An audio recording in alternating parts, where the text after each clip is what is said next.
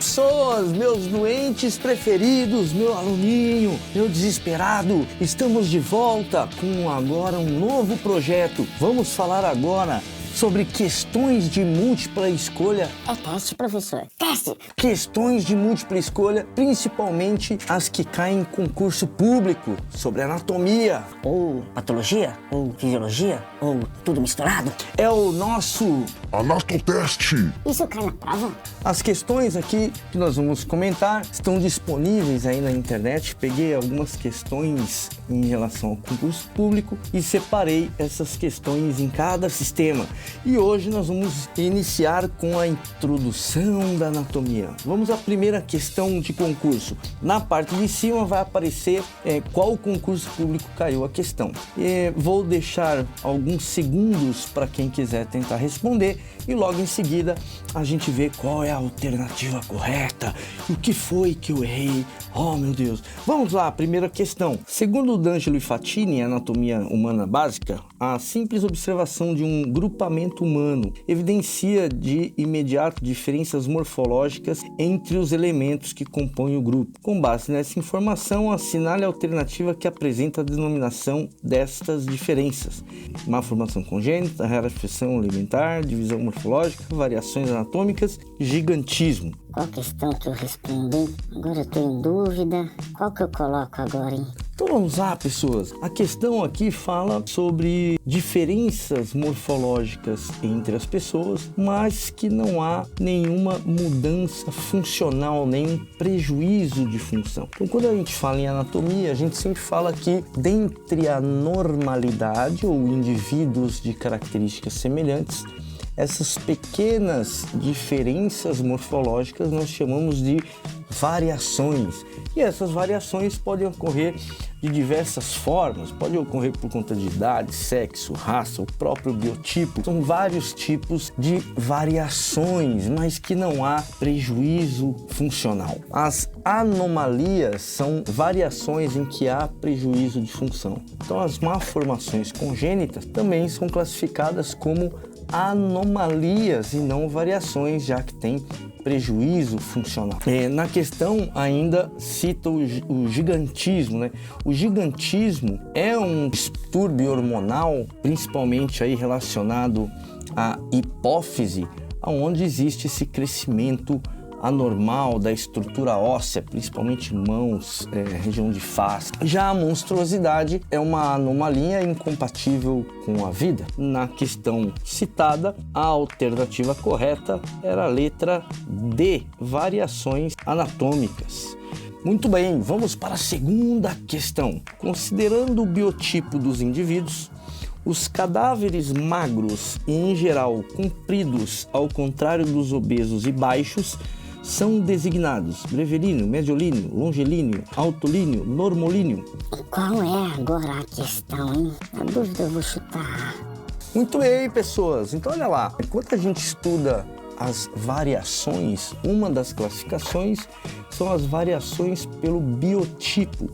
E nessas variações de biotipo, a gente sempre classifica os chamados brevilíneos, que são geralmente indivíduos baixos com membros encurtados, muitas vezes também mais gordinhos.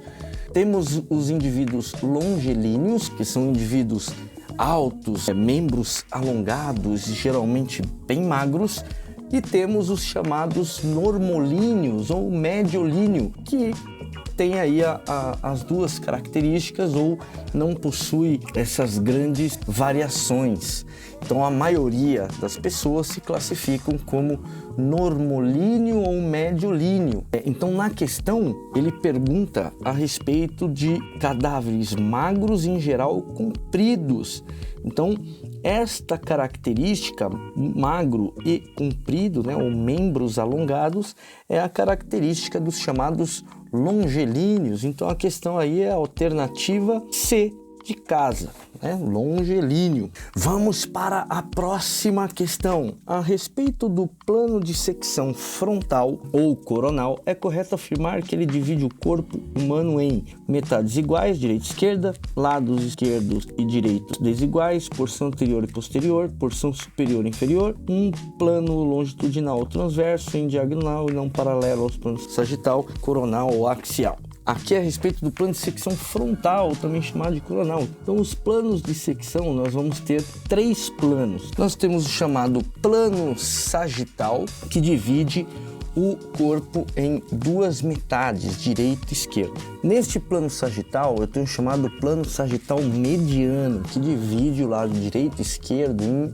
metades iguais, sagital mediano. O chamado plano frontal, ele divide o corpo em parte anterior, ou a parte da frente, da parte posterior, parte de trás. E o plano transversal divide o corpo em parte superior e inferior. Só que lá na questão ele pergunta apenas do plano de secção frontal ou coronal.